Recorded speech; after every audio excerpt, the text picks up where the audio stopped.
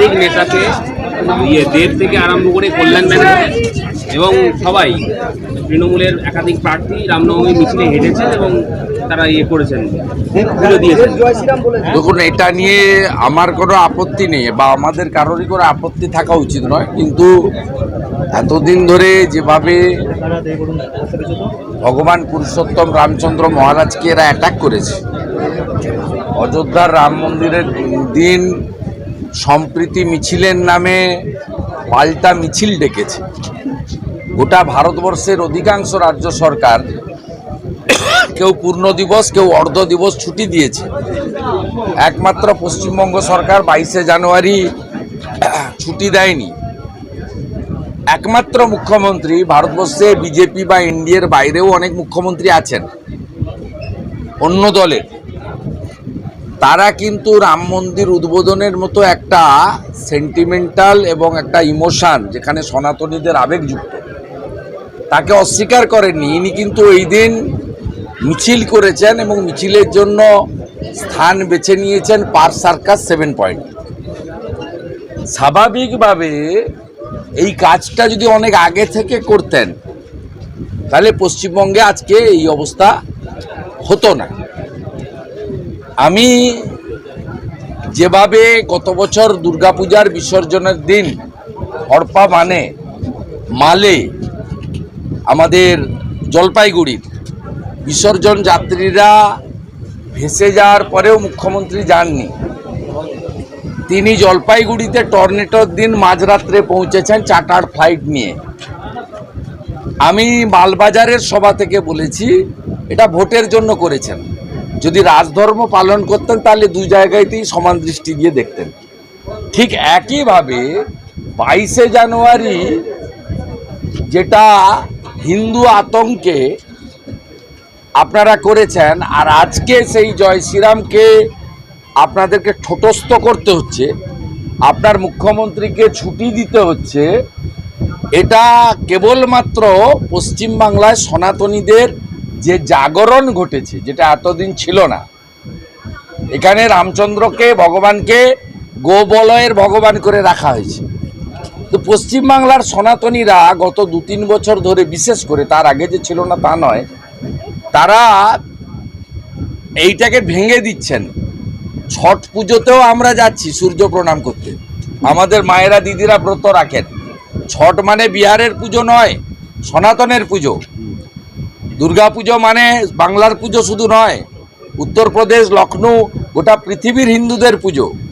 ঠিক ভগবান রাম গোটা পৃথিবীতে থাকা সব সনাতনের শৌর্যের প্রতীক, আবেগের প্রতীক এবং আমাদের যে ঐতিহ্য, 6000 বছরের যে ঐতিহ্য, তার তিনি প্রতীক।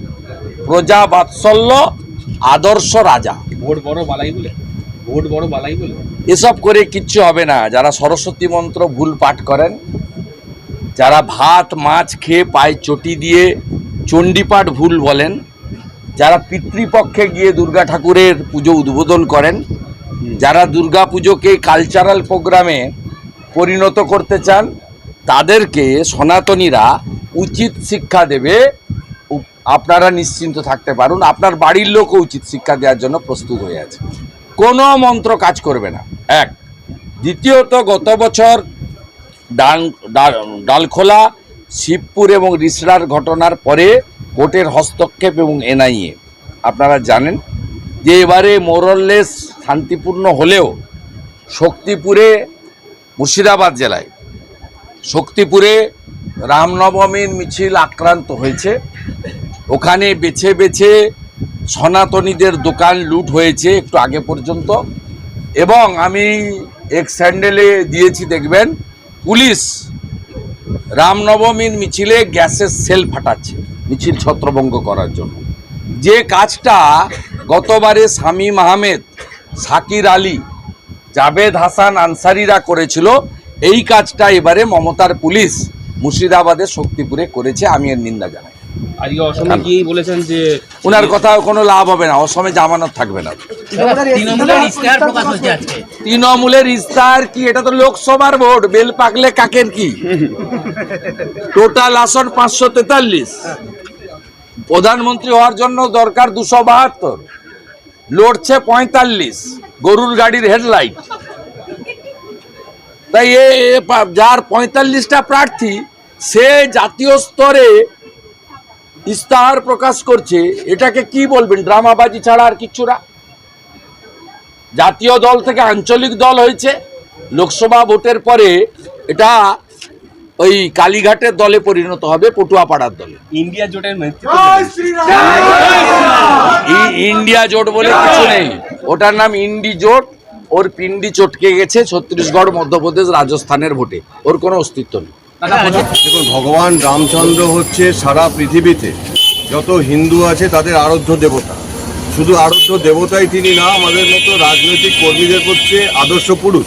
কারণ রাজা রাম দৃষ্টান্ত স্থাপন করেছেন কিভাবে রাজত্ব চালাতে হয়।